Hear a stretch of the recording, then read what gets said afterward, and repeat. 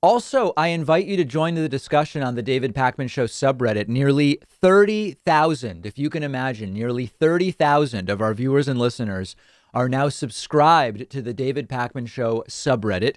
You can find it at davidpakman.com/Reddit. A few interesting posts I spotted this morning.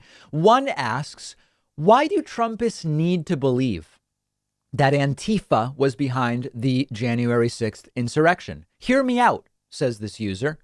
Let's imagine the insane world that the Trumpists live in is reality. The election was stolen from Trump, and there was rampant fraud in favor of Joe Biden. It was rigged at every level, and Joe Biden is a little illegitimate president.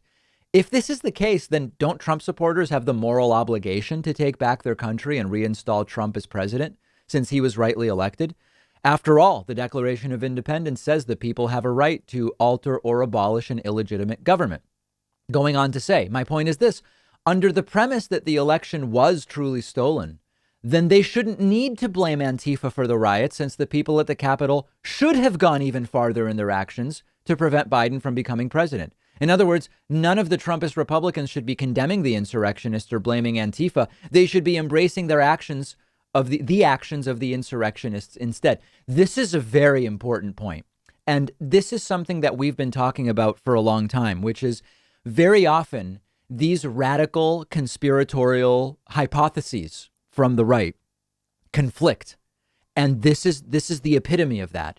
On the one hand, you have people who for 2 months, following the lead of Trump and Rudy Giuliani and all these other people, believed the election was really stolen. Joe Biden didn't really win. Donald Trump actually won. If that actually is true, then of course they would go to the Capitol on January 6th. And again, they went because they did believe that that was true. So then why would they be blaming Antifa?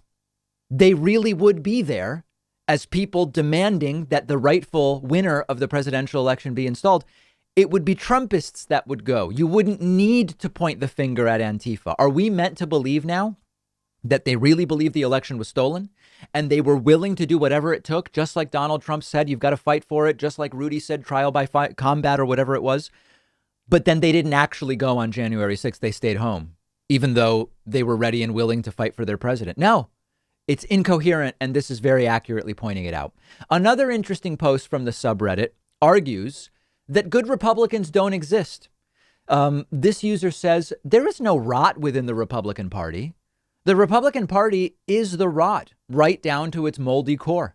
Everything Republicans stand for is wrong. Politically, they stand for tax cuts for the rich, deunionization, sucking off the military industrial complex, trickle down economics, and brown people are bad. Ideologically, they stand for LGBTQ is bad, women's rights is bad, more votes bad, brown people bad again, living wages are socialism, affordable health care is socialism, fighting climate change is socialism, on and on. And they go on to say, tell me honestly, what actual honest to bat Christ good comes from the continued existence of the Republican Party? What's a single genuinely good thing they do for the American people and not just the 1%, the wealthiest 1% of their base?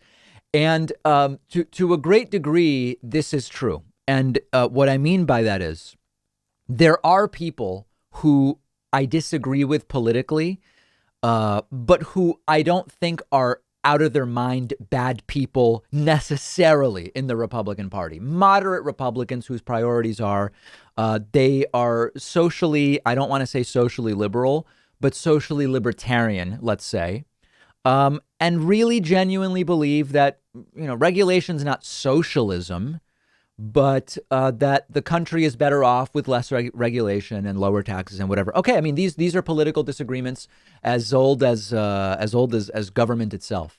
But to a great degree, this is accurate, where you have essentially the worst instincts of just bad people coalesced around really horrible leaders, Donald Trump being the sort of greatest example of that.